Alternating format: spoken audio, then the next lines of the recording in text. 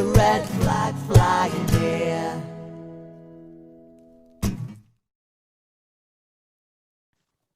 Hello and welcome to Socialist Think Tank. Today we're here with Joe Glenton. Hi, Joe. Hello, mate. Hi. Can you tell us a little bit about yourself to start off with? So, my name's Joe Glenton, as you've heard. I'm a defence journalist, cover all kinds of foreign policy, military, loads of veteran stuff. I work for the Canary. I also work for an organisation called Forces Watch, which is a kind of military watchdog, if you like, for want of a better term. And before I was a journalist many years ago, for my sins, I was a soldier for 6 years, served in Afghanistan and a couple of other places around the world. And that experience was pretty central, I suppose, to me ending up where I am with a deep interest in the military, what it does and how it works. Yeah, so when you're talking about things, you're not speaking from sort of a hypothetical point of view like I normally would if we're talking about things like that, like you've lived this. Yeah, I think that's, I mean, I always say people can come to understand this particular institution or broader things like war or foreign policy. But I hope it gives me a unique perspective, having experienced some of it from the inside, really. Okay, so we're going to go into the question then, and I suppose this is going to be a different perspective than some of our viewers have seen in the past. So, what is socialism to you?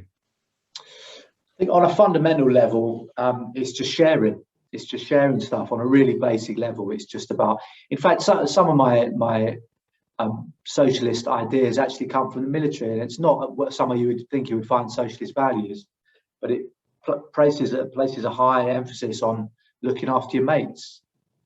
It's a flawed system, of course, but that stuff is in there, like looking after people around you, sharing stuff, helping each other through hardships and adverse conditions. And so some of it certainly has sprung from there. I think on a more, obviously we don't want to get too theoretical, I suppose more broadly than that, it means that the people who make the stuff that we all need to live make the decisions about how they do it. And they're in control of how things are produced, what things are produced, the timescale they're produced on, and where they go in the end. I suppose that's really what it comes down to. It's some kind of democratic control of the things that are made, of the economy, if you like, but the stuff that is made that we need to live, whatever that may be. We make it, and we should be in charge of how it's developed, how it's produced, and where it goes. I think a lot of people would be sitting listening to that and thinking, well, you really can't say fairer than that, can you? You know, these are values that most of us should be able to get behind. Yeah. And you mentioned as well about learning these things in the military. I remember a story I was told about how difficult it was at the end of World War II to break down the Germans, and they came and said, was it your political ideology? Was it the fact that you're a Nazi and things like that? And they were laughing at them, saying, no, it was because I was fighting for the lives of my friends. Yeah. And I suppose that's probably what you're talking about there, isn't it? Like that camaraderie. That. Yeah, as I said, it's a flawed model, but I think like as a working class person joining the military, one of the rationales that people have for doing that is they want to do something which they feel is socially valuable, which they feel will contribute something, but also they want to be with people. They want to be in a team. They want to do stuff together. They want to have that camaraderie. Now, the problem with the military, of course, especially Western professional militaries, like the British Army, is that they take that need for human solidarity, and then they say, right, now you're all in a gang, go and kill those people over there. But it is one of the places when you're in the military, you can see some of that. You can see elements of it. That's not to say any professional military is socialist by a long stretch, but it is one of the few places where you can see that develop. The tragedy is that it's then squandered, invaded places like Iraq and Afghanistan, bombing Libya and Syria. But there is something at the core of it. The military is very good at convincing people that is a place to go where you can have those things. And there are like atoms of truth in it. There are small elements of truth, that there are some socialist-ish things within a military community. I don't see. I think you'll probably be blowing a few people's minds here with the idea, because like maybe people go in with those values, and I suppose what you're talking about there as well is the adverts for them. So we've all seen the adverts on the TV, join the army, and it's definitely that kind of the social side of it and fighting for your mates and your countrymen and all that kind of stuff. How do those adverts bear up to reality? Again, there are elements of like germs of the truth. It's not the whole truth. But I mean, as part of my job at Forces Watch, we look at a lot of that stuff. It's interesting. They bring the campaigns out in January, and we came by a document between one of the marketing companies and the Ministry of Defence, and it talks about how they wanted to use the January blues, weaponize the January blues for young people, particularly in North England and Scotland, and they target people from poorer areas, as you probably know as your teacher.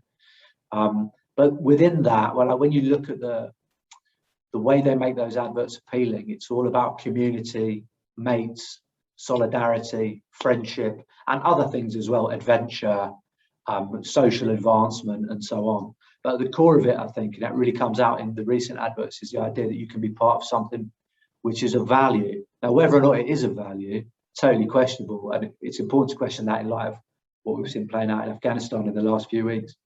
But that is the argument they make, and they base a lot of the argument on what, in some way, ideas of maybe not socialist ideas, but communitarian ideas, that this is a place you can go and be with other people who are kind of like you, and you can do something of value. Of course, as I've said, it's kind of squandered, that it's a lie in a sense, but the fact that they use those values is probably tells a story, I would say, about human nature even. So I suppose, like, from a personal point of view, then the question I'd like to ask is, did you always feel like you were a socialist? And you said you felt like you learned some of these values in the military. So I guess the question I'm asking is, were the socialistic values that were in you that you didn't really necessarily have a name for, or did you always know that you were a socialist and then decided to join? Yeah, that's what I'm talking about, that with hindsight, really. I think I grew up, believe it or not, with the accent, I grew up in the north of England. In fact, I was in North Yorkshire, rural North Yorkshire, so it wasn't necessarily the former industrial heartlands, but the north of England, those are places which have been smashed. And I didn't really have any politics, I think, because of that. There was no tradition in my family. I mean, I'm a child of Thatcher, but no tradition of kind of trade unionism, of solidarity, of big industry, and any of the stuff that went with that. So I didn't really have any coherent politics. My parents probably had a mix of quite liberal and quite conservative ideas. Now my mum is a hardcore socialist and anti-imperialist. She's the far left of the parish council where she lives, but at the time, I think it's an outgrowth of Thatcherism. You live in this kind of atomized world where you don't really have the same sense of community that maybe people did in the past, and you're just kind of floating around trying to grab ideas and kind of smash them together to make something coherent. So I wouldn't have said I was anything like a socialist at the time. I also wouldn't say I was like particularly right-wing either. I was just apolitical and working class. Certainly in the army, I wouldn't have called it socialism at the time, but I would have recognised there was something of value in the idea of a community. It wasn't a political position at all. It was the experience of the war, I think, that made me. My entry point to politics was anti-imperialism, so it wasn't like domestic politics or trade unionism or anything like that. It was the experience of imperialism, of empire and colonialism, as it is today. And so from there, I started to develop more sophisticated left politics and started to look at the different kinds of left politics that are around. And then when I resisted and said I wasn't going back to Afghanistan, when AWOL came back, got locked up, was very active in the anti-war movement while I was still serving. Then I met loads of people who'd been, who were born left-wing, or who had been in left-wing movements for years and years. And so it was that. Even though I actually was at uni at the time, it was actually the education of their long experiences of struggle, the lived experience of struggle. But no, I had no politics as a young man, and I probably didn't consider myself anything like a socialist when I was in the ranks. A lot of the time, they're the more interesting stories for me. The people who weren't born into it, the people who grew into it and used their own experiences and developed their ideas that way. And that's happened. We've actually had people who, as children, identified as being quite right wing, and even far right people who've made the journey over. So it's really, it is possible to kind of develop your ideas, and this is why we should be really careful about who we have a go at, I suppose. Do you think that's a fair thing to comment on? there's a tendency, and it's a kind of symptom of the modern left, to write people off and cancel people at the drop of a hat. Like, some people should obviously, if someone's a fascist, card-carrying fascist, then I have no time for them. There are a lot of people, for various reasons, but reasons you can understand, like, you know, Thatcherism, capitalism, neoliberalism, who have some dodgy ideas, and those ideas come from somewhere. And I'm very cautious about writing anyone off. Like, literally, if someone turns up in jackboots, then obviously they're a fascist. I'm not going to be mates with them. But lots of the guys I knew in the military were probably pretty right wing, and I've watched their arc. I've watched through long conversations and interactions, I've watched their politics develop into something much more progressive and positive. So I'm very cautious about. I also think it's a really like middle class left thing to just write people off. There's an element within the middle class left which kind of dislikes working class people and doesn't really have any time for them. And as someone who's from that background, I have a lot of time for my own class, and I will argue with them and have conversations with them forever about politics and try and steer people with bad ideas towards what I think are better ideas. I think that's whatever kind of socialist you are, that's a duty that you have, isn't it, to inform people and give them a sense of where they are in history and what they can achieve. I think it's absolutely fundamental thing that you have to do. Yeah, definitely. And listen as well, because if you listen to their experiences, you can often relate them to something like, oh, that's what you're angry about. Well, yeah, you're not angry at the left then. But and the thing you say as well about some people on the left not being particularly liking the working class people, I often think that's quite a liberal thing, isn't it? It's like kind of, oh yes, we shall tell them how to behave, but we shan't listen. That kind of thing. So exactly, yeah, and I see a lot of it, and it really jars with me. It really annoys me.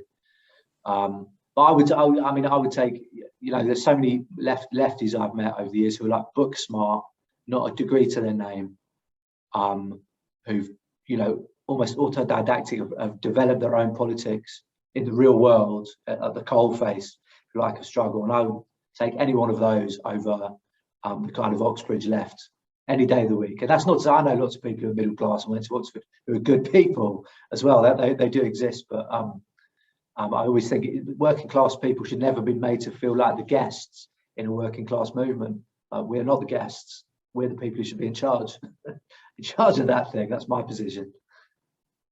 Yeah, absolutely agree. We're all for grassroots working class socialism on this channel. So there's so many directions I can go in now, and I'm trying to think of like what's going to be you know, the best for the people who are watching, because we could probably talk to you for about 3 days. What I'm really interested in though, for that's quite unique to you, is how do you make that journey from like being in the military and then making that decision to say, no, I'm not going back, and going AWOL and stuff like that? Because that must have been not only challenging, but really risky as well, I suppose. Yeah, it was a big element of risk involved. In the end, they were trying to put me away for a long time, tens of years. I mean, when you mounted up the charges, that was what I was looking at potentially. In the end, they rolled over on that.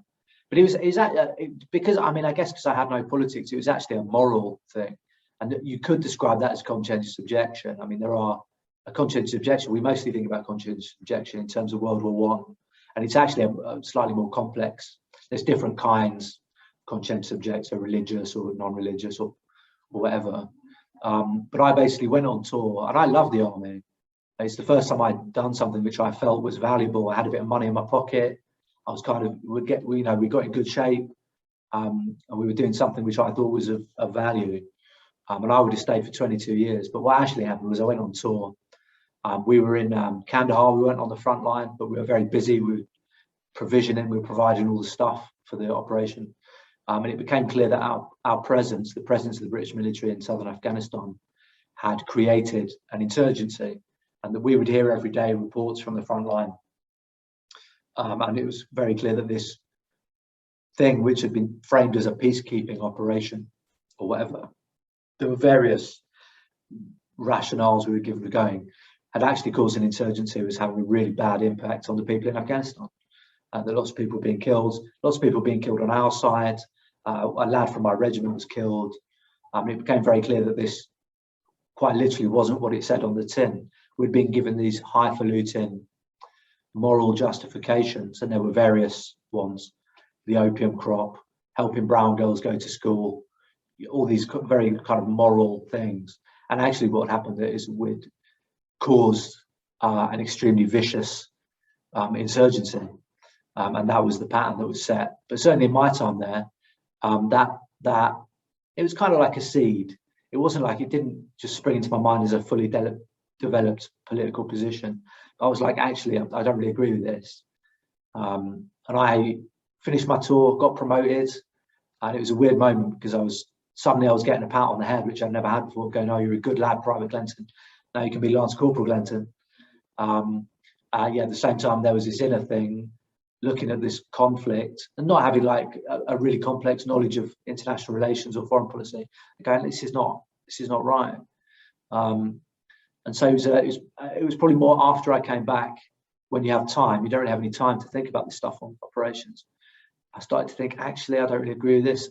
And my plan was to just leave, was to just sign off and leave. And I was protected from going on another tour by something called Harmony Guidelines, which means you can't deploy for 18 months after you've done a tour. And I was like, I'm just going to finish my time, serve my notice, which is a year in the army, and just get out. And then they decided they would try and redeploy me, at which point I've said, well, no, and this is why, and tried to go through the process. And in a perfect world, I would have ended up in front of what's called the Conscientious Objection Board, which is a thing. There's actually a board for this in the army. Ideal case, I would have been discharged. As it was, they tried to redeploy me. I also had post-traumatic stress disorder from tour, and ended up, because the kind of walls were closing in, doing what a lot of soldiers have done over the years, in voting with my boots. I went on the run, became AWOL. And then over that period, I was AWOL for around 18 months. And over that period, I actually started to try and read and understand more of the history of Afghanistan and the history of the British military and the relationship between the two countries. And so it became more political then, and it crystallized into something more political for sure.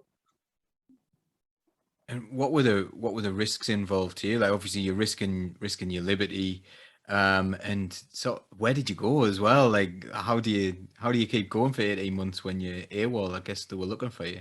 Yeah, well, they basically send someone around your house. It's pure British Army stuff. It's pure like Dad's Army stuff. Think British Army, think Dad's Army. They send a guy around your house. He knocks on your door. My mum was like, "No, fuck off. Don't know where he is." And then by that time, I had loads of money because I come back from tour, and I disappeared into Asia, because I figured you could cross borders quite easily. You could be anonymous. There's loads of people traveling there. So I went on a massive drink and drug bender, as people do when they go AWOL.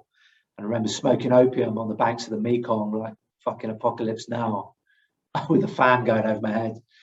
So I was there for a bit. I planned to come back, and then I was like, nah, I'm not going to go back. Fuck those guys. I was in a state of meltdown and rebellion, a completely directionless rebellion.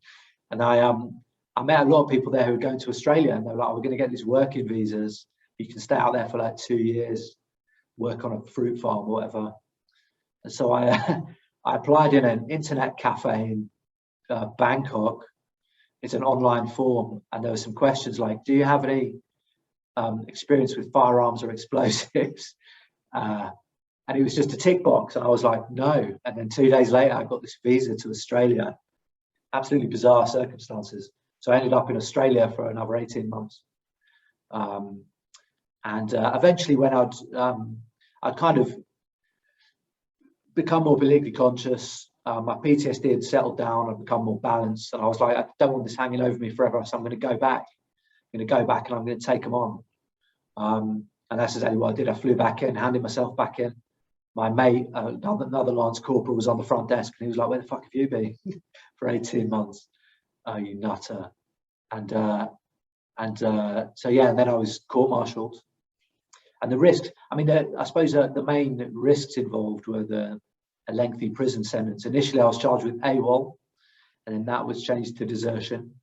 But then I'd also been speaking to the media, which is illegal when you're in the military. There are laws against speaking to the media, because they can't have every Tom, Dick and Harry just telling the world how it actually is. They're a bit sensitive about that kind of thing. And so every time I was quoted in an article, or I did an interview, some little sergeant in the headquarters would print it out and hand it to the CO. So I had about 8 or 10 charges added for speaking to the media, which would be disobeying an order. It comes under this broad heading, disobeying an order, which is very vague. But under the military law, that could have been 10 years apiece. It would have been very hard for them to do that, obviously. But technically, that was the maximum sentence attached to each charge. So there was that. But by that stage, I'd got involved with the Stop the War Coalition. I was doing loads of anti-war stuff, speaking on platforms, and I kind of had a head of steam up. And I was like, "You put me away for as long as you want, but I will still be right, and you will still be wrong." Eventually, we drew up a defence document, which was basically we were going to use my court martial to indict them, to indict the British government for the war on terror, the whole war on terror, Iraq and Afghanistan. We sent this big old document to the Service Prosecuting Authority, which is like the Crown Prosecuting Authority, but it's for the military. And they went quiet. And then 2 weeks later, my lawyer rang them up and said, "What are you going to do about these charges?" And they were like, "We're going to drop every charge except the AWOL." And I'd never denied being AWOL. Clearly, I wasn't physically there, so I couldn't really deny being AWOL. And so they basically, at the 11th hour, they rolled over. They decided they didn't want to have me, Lance Corporal Shitbag Glenton, embarrassing them in a court martial about the legalities of the war on terror. And they dropped all the charges except that AWOL. So in the end, because I pled guilty, I was just sentenced, and I was off to military prison. I got 9 months and did 5 months up in Colchester, which is the UK's military prison. What a story. It's funny as well that you mentioned the war on terror. Like it was obviously never about that, really. It was about something else. You can't declare war on something stateless. So it's a really strange use of words anyway. But you mentioned they're going to Australia as well. Like, so they've got this war on terror, but they couldn't find you going to a Commonwealth country. No, and they asked me those questions about and another question was, have you ever been part of a terrorist organisation? I was like, the British Army's got a bit of a dodgy track record in places. I basically ticked no to both, and they were just like, "Here's a visa, mate." So clearly the security isn't that stringent anyway. It probably helps. Australia, like the UK, is fine with immigration as long as you're white. And so that might be I had a kind of Western sounding name. I don't know what the factors are, but they were quite happy to have me come in. So I did another 18 months doing like construction work and shit. It was like being a convict straight off the boat. Digging up tree roots, doing like landscape gardening, but kind of heavy industrial stuff. So I was there like an indentured labourer with a pickaxe for about 18 months, and doing various other jobs as well. But no, it was interesting time. Nothing wrong with that. I've done a bit of that kind of labour myself. It's quite fun. And speaking of the war on terror as well in Afghanistan and all that, you must feel some sort of sense of vindication, but it's not a very nice feeling. This is my guess. It mustn't feel very nice to be vindicated in the way you have been with what's happened over the recent, the last month in Afghanistan. Yeah, it's exactly right. It's been hard to kind of describe. It's like I don't feel vindicated because I almost don't want it to be. I don't want it to have all been wasted. In some other utopian world, it would have been nice if we'd gone to Afghanistan and everything was hunky dory. It was never going to happen, obviously. But it's kind of a bitter. It's like a bitter vindication somehow, if that makes sense.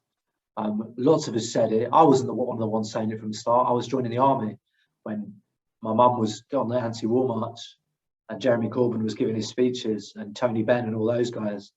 But I came to that same position through experience 10 years later or so, and so it's a bitter truth, and there's no joy.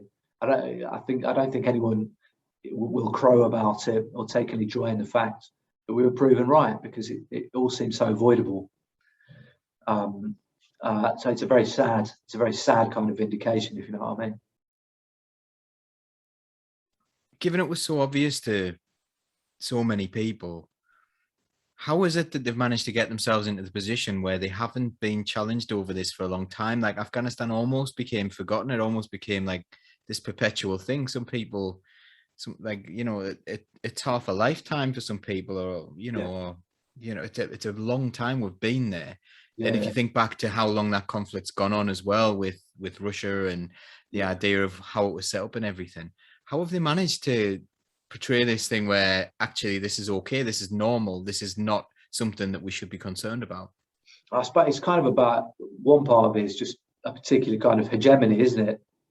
Like for the media in this country, which on defence matters is absolutely appalling for the most part, which refuses to properly critique the military or the politicians who are doing military things, who lead the wars. And I think a large part of it is that it's just there's a media which is not critical, which is scared of criticising the military. And I cover defence, and I think the military, it's just a government department. It's not special. It's not magical. Like this is bullshit. It should be critiqued like any other. Like you would never have people go, no, we can't have a go at the DWP because it's special. And why is the military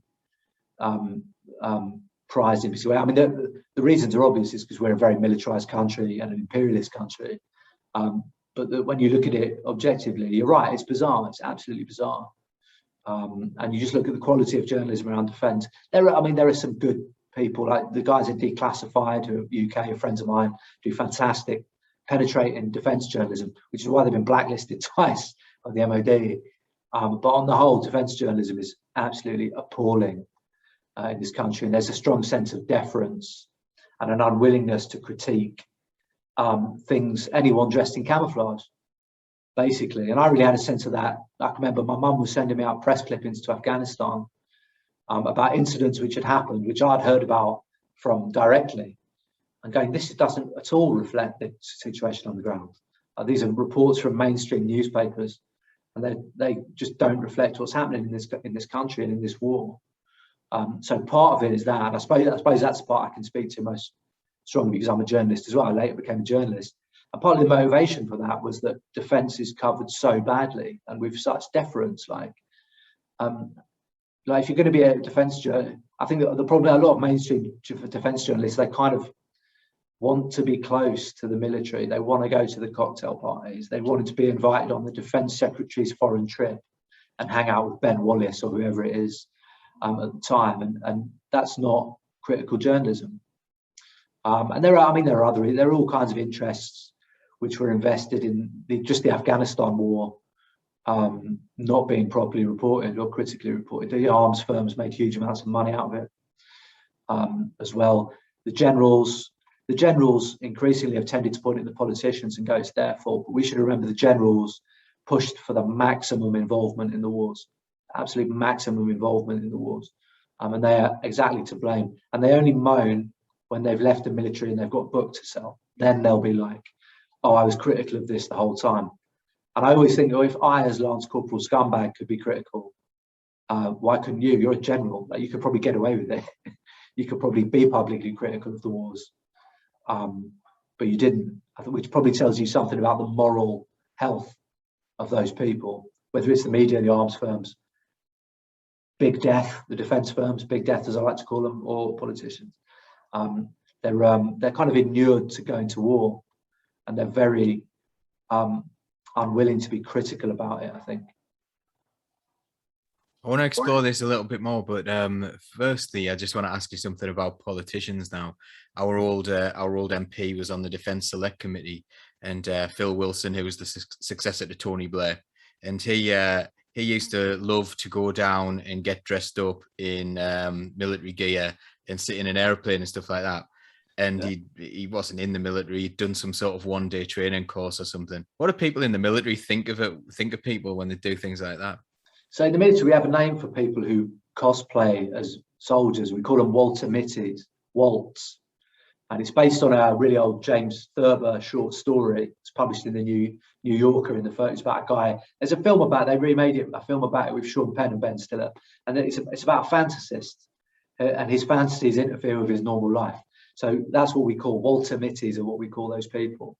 I think the thing you're referring to is actually very interesting. It's called the Armed Forces parliamentary scheme. I'm working on something about it at the moment, and it's been around since about 1989, but it was relaunched in 2012 or 2013, and it's framed as some MPs and peers haven't been in the military and they should go along for a day, climb around on a fucking tank, fire a gun, whatever, and then they'll be able to contribute more to debates. And on the face of it, I mean, there's some of that's fairly agreeable. Maybe they should be exposed to different kinds of jobs people do. I'd like to see them doing precarious work with Uber drivers and whatever. They should do all those kind of things. But actually behind this kind of what seems like a fairly logical front, the Armed Forces Parliamentary Scheme is basically a kind of a lot of the three main sponsors are like BAE Systems, Augusta Westland, and Lockheed or someone like that. So there are lots of arms firms behind it, and my argument would be that it's basically a lobbying thing. The MPs get a day out, they get some cool photos of them in uniform or sitting in a helicopter looking kind of military, and behind it there will be lots of arms firms standing with goodie bags. And if you go through some of the pictures of those events, you'll see guys with BAE Systems high visibility jackets on, and they're getting lectures from BAE Systems employees. So it's really dubious stuff. Yeah, but we are generally, military people have a very low opinion of people who pretend to be soldiers. It's a big no-no to kind of pretend to do that. Sometimes that's because people take a lot of pride in it, obviously. And that's a different question about why people take so much pride in military service. But yeah, cosplaying as a squaddie or a sailor or whatever is really, really poorly thought of. And I'll be honest, it looks fucking stupid. Like, I'll never forget Liz Kendall standing dynamically on top of a tank with hands on hips in badly fitting combat uniform. And I think the Sun picked it up at the time. It was when she was running in the leadership contest. 2.5% Kendall, I think she was called, because she did really badly, didn't she? But it was like, Corbyn, she's coming for you. And it's this cretin stood on a tank trying to look military. But that's pretty much the theme of the whole scheme, to be honest. It's a good opportunity for MPs to get cool photos of them holding a gun. But behind the scenes, it's actually a load of arms firms lobbying MPs because they've got free access for a couple of days, She got 4.5%, bless her. Yeah, no. Oh, sorry, Liz. It's Phil Wilson and the CLP did nominate her as well, so they're all in it together. So speaking of this kind of glorification of the military that happened, I was speaking just before we came on. I was telling you about like when I left school. Speaking of people like my granddad, things like Remembrance Sunday would be a very solemn thing, a very quiet sort of, like, it wouldn't be a celebration at all. It'd be, and my granddad, like, taught me a lot about the real problems with war, and he certainly wasn't an advocate for it, and certainly never wanted to see it again. And it was very much a never again thing. And then I became a teacher, and all of a sudden we were doing these kind of parades and things in school, and it seemed much more glorification of the military. And that was under a Labour government. That was while we were invading Iraq and while we were invading Afghanistan in the noughties. And you just think, well, where did that come from? And I suppose I'd like to ask you as well, when those people from World War II were dying off, do you think they took advantage of the idea that they weren't there to tell those stories anymore to the extent that they were? Yeah, dead men tell no tales. I think it's true. I think that generation of World War II, it's important to understand that the army of World War II is a very different army to the one we have today. There's a tendency, because World War II and the army of World War II are seen as a kind of moral thing, arguably correctly. I mean, I agree with some of that. We had to fight fascism. I've got no problem with fighting fascists at all. They try and take that kind of moral part of it and airbrush it onto the modern British Army, which is a small, professional, quite backwards, very culturally separatist force. It's not the vast, million-strong conscript army of World War II, which fought fascism. We spend as much time helping fascist-type regimes now, Saudi Arabia being just one example, these days. So the idea that those two can be conflated is ridiculous, and yet they do try and do it. They try and say almost like there's some magical connecting spiritual thing between the same people who were kicking doors in Helmand Province were the lads who stormed the beaches on D-Day. Absolute fucking bullshit. Totally different organisations, totally different people. But I think that Second World War generation were very different as well, because they came back and kind of remade Britain. And what they wanted was the Labour settlement, which has many great things and many limitations. But that was what that generation, and not just the soldiers, but the people at home, because we have to remember Afghanistan's very far away and remote, whereas people in the UK were bombed.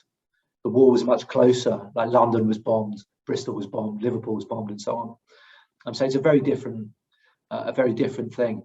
I think on remembrance, I see it. I think, as we were saying before, it should be a funeral. The tone of remembrance is a funeral, and the original sentiments of remembrance, as you say correctly, were never again.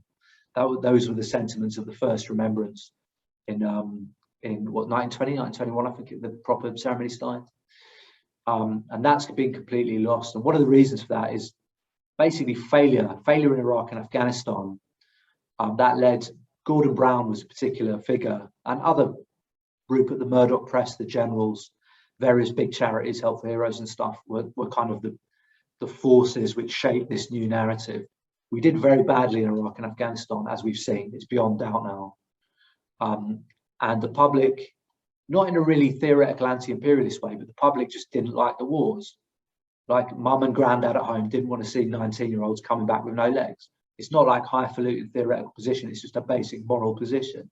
Those wars were deeply unpopular because they didn't really improve security, and they had a heavy cost for a group of people who are well thought of, young soldiers. There's a certain affection for young soldiers in this country. And one of the responses to this was to try and make it out that criticism of the wars was disrespectful to the troops. Try and mix these things up. And that was part of what emerged in the mid to late 2000s. There's a report that came out in 2008, fronted by Gordon Brown, called The Recognition of Our Armed Forces in Society report, which talks about all these things. It talks about the unpopularity of the war and the need to kind of use the troops as a shield against criticism of foreign policy. Very cynical stuff. And so they set about doing that. And that's around the time you see the development of not just the narrative, but you see the big military charities come to the fore. You see the Murdoch Press start to do lots of puff pieces about how great the military is, how great the military charities are. And you see that barrier starting to be thrown up. And it was basically an attempt to make criticism of the wars appear as if it was in some way disrespecting the troops, which is bizarre to me as a veteran, because at the time in Afghanistan and Iraq, soldiers, sailors and airmen were being like, why are we here? They were saying the same thing. And so, yeah, it's a bit of sleight of hands. And it's basically, and they're also you have to think, they weren't just thinking about those wars. They're thinking about wars in the future, which they may want to conduct. They're thinking about Iran. They're thinking about North Korea and places like that. So it's important to think about militarism in the longer view. That they're thinking if war becomes unpopular or untenable, it's going to affect what we want to do in our aggressive foreign policy down the line. And so that was what the politicians, the military, and so on, and the right-wing newspapers, the gutter press, the Murdoch Press, were definitely thinking about that stuff down the line as well.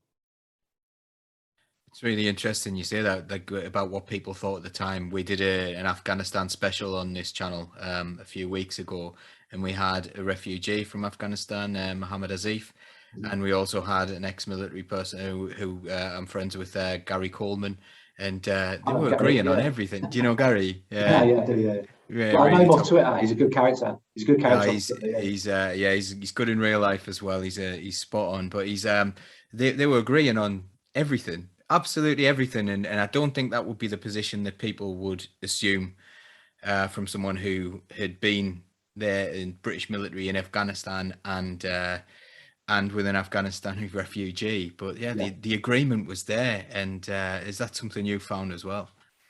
Yeah, absolutely. Yeah. Yeah, I think so.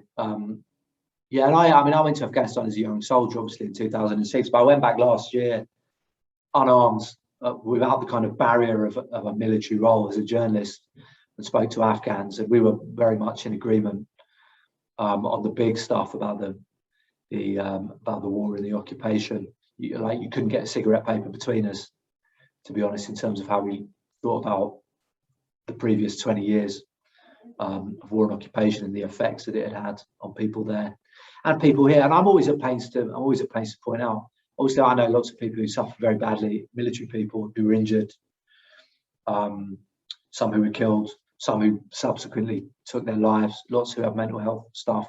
But it's important to always point out that the soldiers are secondary victims and Afghans are the primary victims. We want to avoid that kind of Vietnam thing, post-Vietnam thing of the problem with Vietnam is that it's not that it killed 1 million Vietnamese, it's that it made our soldiers kind of sad. The Afghans are always the primary victims in this thing. And soldiers are victims as well, I think, but are secondary. But yeah, like whenever I've met Afghans in Afghanistan, but also Afghan diaspora from all over the world, Canada, America, in this country, I find we generally agree on the problems of the war and the occupation. Yeah. Following on from that, like you mentioned earlier on about selling arms and things like that. Now we've got a few arms fairs coming up in the near future, or when people watch out, it might be in the recent past. And there's always one on the horizon, though, isn't there? There are always these arms fairs where we're trying to sell weapons to regimes like Saudi Arabia and things. So where does this fit in? I think there's a really famous and cool guy, Smedley Butler. You might have heard of him. I don't know if your viewers have. He was a highly decorated US Marine general, a major general, very senior ranking officer, 33 years in the US Marine Corps. And he wrote this fantastic expose called War is a Racket. And he talked about how money is made out of war. How he talked about, the racket, how profit and war fighting go hand in hand. Together, and it's not just of course it's weapons, it's missiles and stuff like that. Also, if you look at Afghanistan, virtually everything was by some kind, all the facilities we had were provided by some kind of massive defense contractor, whether it's food, whether it's sewage, whether it's road building, whether it's private security. The actual industry is so vast and worth billions upon billions of dollars or pounds, however you want to figure it up. Every year, and everywhere we went, just in our base in Afghanistan, was firms like KBR. All the facilities were run by a firm called Kellogg Brown and Root. And Iraq, my friends who served in Iraq, the same. These massive firms making massive amounts of money. And it comes back to that idea about Smedley Butler's idea. It's a racket. The whole thing is a fucking racket, and people are making money out of it and benefiting from it. But it isn't me, Tommy Atkins, Lance Corporal Dickhead on the ground, and it's certainly not the Afghans. Though some corrupt Afghan warlords and politicians will have made a lot of money out of it as well. But your average Afghan on the street, if you like, no, absolutely no benefit for them. But never forget that these, as an institution, war is just so massively profitable, and it's important to weigh that up. To look at the figures of, I think Loki, my man Loki, put up some fascinating figures a week ago or so about the bottom lines from the Afghan war. Lockheed, BAE, DynCorp, all these huge, Elbit Systems, the Israeli one that's based here as well, these huge profit margins which have been made out of various wars, but also the Afghan war in particular. Like, this stuff is profitable. Someone's selling the boots and the guns and the uniforms and the water bottles and the webbing, right up to the fighter jets and the Apache helicopters. It's a racket, man. It's a whole racket. And that you need to confront that. We need to stare into the abyss a little bit there and confront that. Every time we're given all kinds of highfalutin moral justifications for going to war, like, listen to those and then look at the potential profit margins and the actual profit margins and go, which rationale do I believe for going to war? when you look at the people giving those moral justifications, the Borises, the Blairs, the Campbells, the Trumps and the Bidens and so on. Let's just be sensible here. Let's just be sensible. Like the idea that we go around the world kicking people's doors in for moral reasons is really utopian. It's really like way off utopian shit. These people are always like, oh, the left is so utopian. Like that stuff is like pure fantasia. Pure fantasia. The idea that the 1st Battalion, the Parachute Regiment, is a kind of feminist organisation which goes around rescuing women. And like, have you met one para? Have you met the? I have. This is not what they do. It's not what they're for. They're a blunt instrument. So we really have to exercise some reason and look at how war actually functions and who profits from it. It's another example as well of something that's very like publicly funded, but they're very keen on the idea of, the negative effects of war being dealt with by charity. And it's kind of what we're seeing at the moment. We're seeing it with the NHS at the moment, aren't we? We're seeing like lots of people doing little walks for the NHS and trying to raise money for the NHS. And you're like, the NHS isn't a charity. The NHS has charities attached to it. But it's the same kind of idea, isn't it? Like, well, actually, the people can club together to do that. They don't realize that they've actually already paid. Yeah. It's a terrifying thing. You kind of see it. I think the military charities, and there are like 1,500 military charities in this country, with about 3 billion of cash floating around, some big, some small. But I think that the charity thing was a way to, because big charities are neoliberal corporations, they're massive corporations. It's a way to like neoliberalize aftercare while packaging it in a kind of militarized, we love the troops bullshit package. And there's a degree of that, it's slightly different with Captain Tom. And I write about Captain Tom in the new book. I've got a chapter called The Kidnapping of Captain Tom. And Captain Tom, I suspect he was an officer. He was probably a Tory. I don't think he was probably a decent guy as well. I don't know the guy.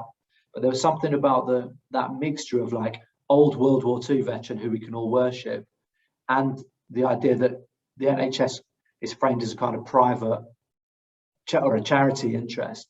There's something which really kind of really captures modern Britain as well, but it's also deeply insidious, the idea that because of course it was Captain Tom's and Harry Leslie Smith's generation, so those are two very different characters, who fought for the NHS, who wanted the NHS and wanted the welfare state and wanted like really radical shit like council houses.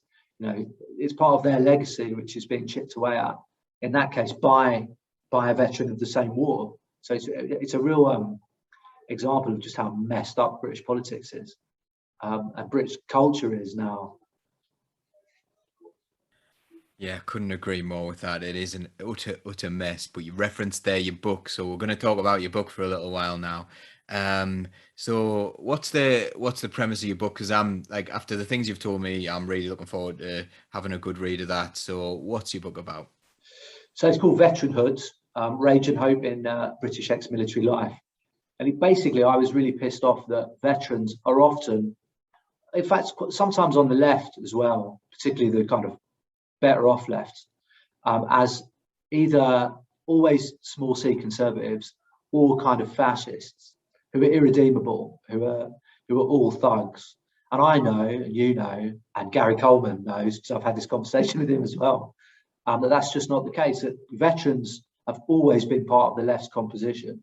That working class veterans, their natural home should be, and often has been, the left.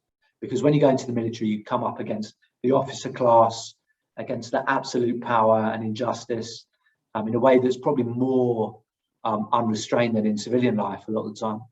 And I kind of looked around me and said, no, there are I know lots of left-wing veterans, and it's always been the case. There are lots of ex-military people on the left that have been involved in movements from the Putney debates. There was a veteran killed at Peterloo after the First and Second World War, and so on. Always veterans on the left. And so I wanted to talk about those people, and I wanted to talk about their descendants, so people like myself. And I also wanted to try and address why, when veterans do end up with far-right politics, why that is the case. So those are two of the themes of the book. There's a lot in there. I'm talking about a lot of things. So we talk about Captain Tom, the Captain Tom phenomenon, talk about veterans on the far right, talk about Johnny Mercer and the new kind of class of posh officer MPs. So Johnny Mercer, Tom Tugendhat, Tobias Elwood, people like that, but particularly Johnny Mercer, because he's such a ridiculous, I call him Commando Alan Partridge, because he's such a ridiculous character in every way. And there's so many brilliant, I mean, it's easy to lampoon him because he is a buffoon. There's so many brilliant quotes from him. Like he was once asked, have you ever done cocaine? And he was like, you don't put diesel in a Ferrari. You know, proper like Alan Partridge stuff. But also Anne Middleton. So I'm also looking at the kind of celebrity SAS phenomenon, which is bizarre because the SAS is supposed to be secret, special for, and now we have these really high profile guys, also buffoons like Anne Middleton, particularly him. I think the other guys don't really bother me, but something about Anne Middleton really gets my go. But also he's a product of that same system. He was like a brutalized boy soldier, viciously bullied when he was first joined the military. He's kind of a product of all that as well. So he's a way to talk about why some veterans are fucked up and are angry and are sexist and homophobic and racist. And so there's a bunch of different topics, but really I'm trying to kind of rescue the veteran from the right and the far right. That's not, veterans are part of the left's composition, and they always have been, and they should be again, and they should be welcomed. Veterans should be welcomed. There should be none of this like, oh, if you've served in the military, you're obviously a murderer. This kind of juvenile A-level politics. It's just not true. And I know it's kind of a theme that we've been talking about here. That very rarely comes from working class people on the left, because you will have been to school with guys and be mates with people who joined the military, and you know they are a varied bunch. They're not just one thing.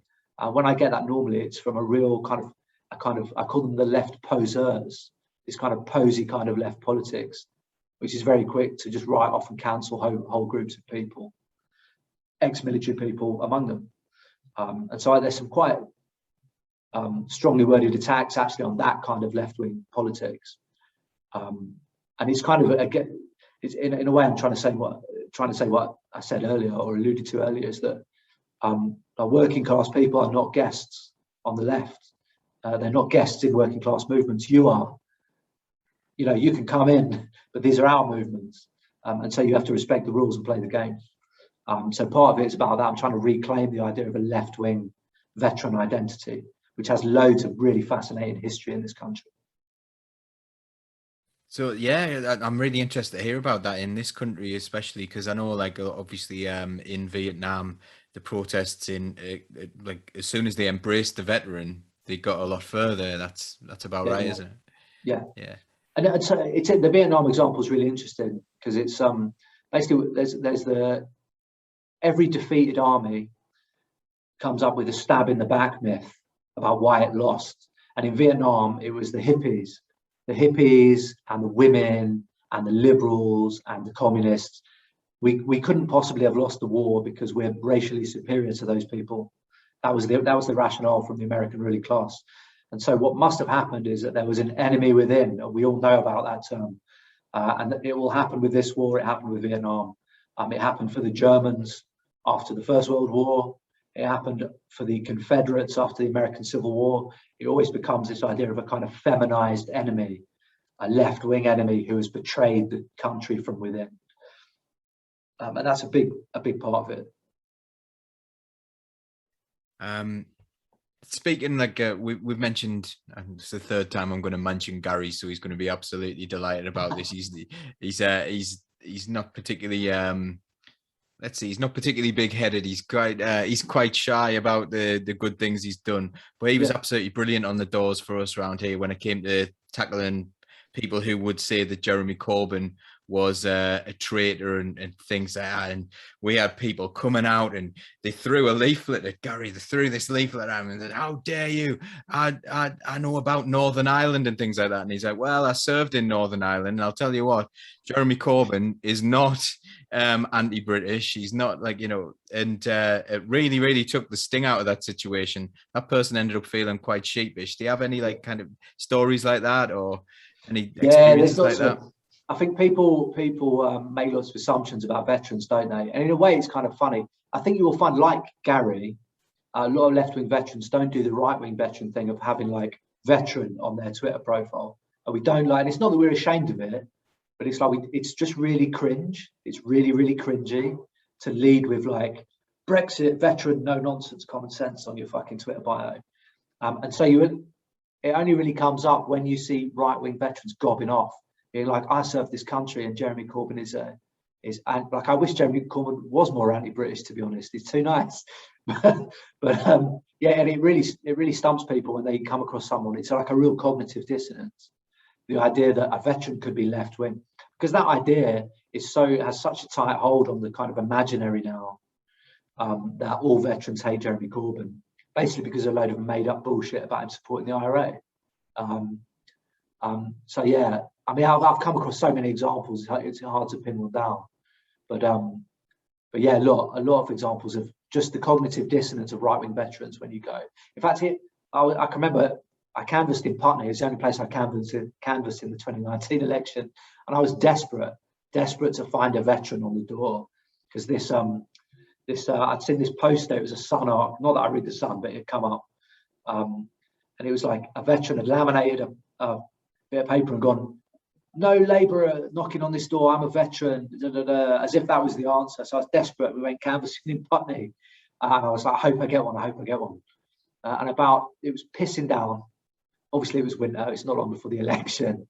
Knock on the door and a guy comes out, and I was like, I'm here from Labour. And he's like squares up to me a little bit, and he's like, I am a veteran, as if that was the answer, to the question. And I was like, so am I? And I tried to engage him in conversation.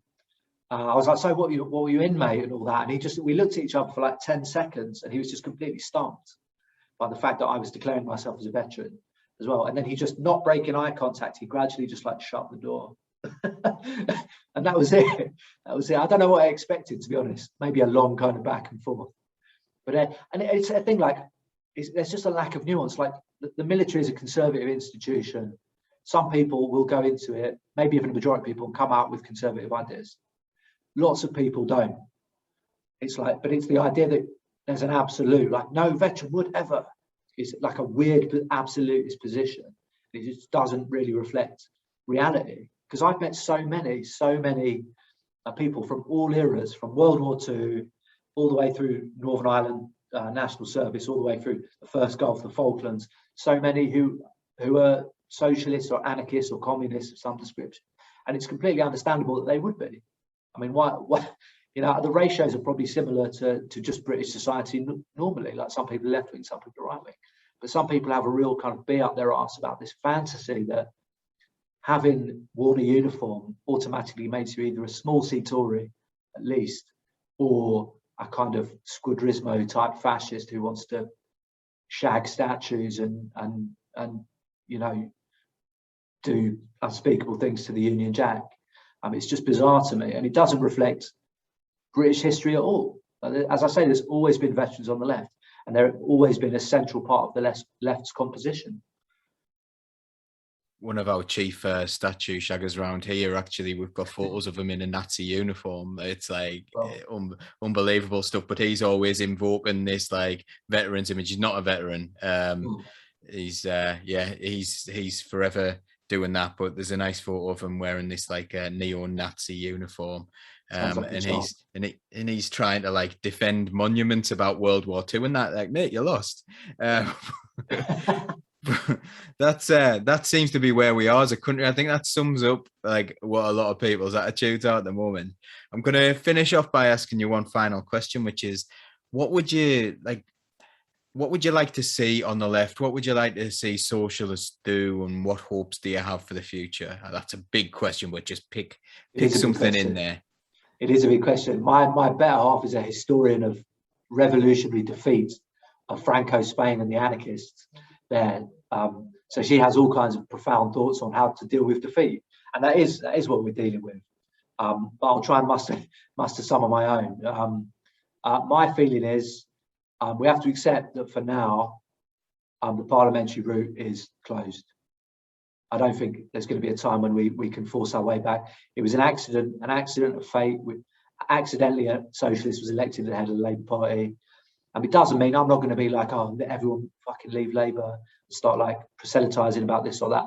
But I think we have to accept that community stuff is where it's going to be for now. And that was also what was missing in that project. It became so caught up in like high power politics all the community stuff, which was Corbyn's strength. Like, he's a community guy, we know that. Was kind of ignored. So we need to build in communities. And I always remember what Loki said. Loki's obviously a poet, a very poetic man. He says, organize in person, get off Twitter, organize in person, find people, connect with people in your communities or wherever, in your workplace, whatever. And that's the route to power, for your community and through your workplace. I suppose on a more, I mean, what else would I say? I would like to see another missed opportunity. Where are all the working class voices? Where are all the working class voices in the emerging? Like, some left-wing media is better than others, but where there seems to be a lack of working class voices. And then some of the calculations I see being made are strange. It's like, I suppose, and it's a very basic thing. I'm not a sophisticated theorist. I'm like, if I'm going to do something politically, the calculation is this good for me or is this good for the class? And it should be doing something that's good for the class. We have to subsume ourselves a little bit. We've all got egos, fair enough, but we have to subsume ourselves into the broader thing. And that's kind of where we need to be right now. Within that, I mean, where are all the us left-wing veterans have important things to say about the wars? It's a really important strand of what the left does, talking about foreign policy and empire and imperialism.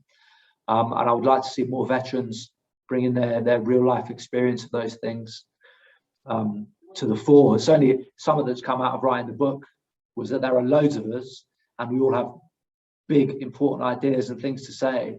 So it's about developing a kind of platform for us to do that as part of the anti-imperialist movement in its various hues and colours. So that's something I'd like to see happen as well, to get veterans back, to get some, more veterans on platforms. So it's not just me or a handful of people who are a bit gobby, which I am, but bring all these other voices through as well. But I suppose the key thing is building your community, building your workplace, and build cultural stuff as well. It's another thing that was missing from they did a little bit of it with Corbynism, but where's all the cultural stuff? Like, working class people read, they like films, they like, sports and stuff like that. Where's all that stuff? Because all those things used to be thriving years ago. And I think we need to get that stuff back, the kind of cultural community stuff. I'd like to see more effort put into that. That sounds like something that's right up our street. So if anyone wants to do anything like that on Socialist Think Tank, please do get in touch, because that is what we're all about, giving working class people a voice, giving underrepresented people a voice. If we're going to talk about Palestine, we'll get Palestinians on. If we're going to talk about Yemen, we'll get Yemen people from Yemen on. So and if we're going to talk about veterans, if we want to do Socialist Think Tank veterans, that would be something we'd be up for too. Don't forget, everyone at home, to like, share and subscribe to this, and make sure that you know that you can become a member of Socialist Think Tank for free. We are a socialist organization. We do accept donations as well, because we do have bills, but if you want to get involved in Socialist Think Tank, please do go to socialistthinktank.com and you will find everything you need there. Joe, I want to say thank you so much for this. You've been absolutely incredible, and I'll be really looking out for everything that you do, because I could have interviewed you for about 40 hours, I think, and I'd still not get to the bottom of it. So you have me back on, mate. If I'm back on, I'll come on at some point. But thank you all for having me on. I love what you do.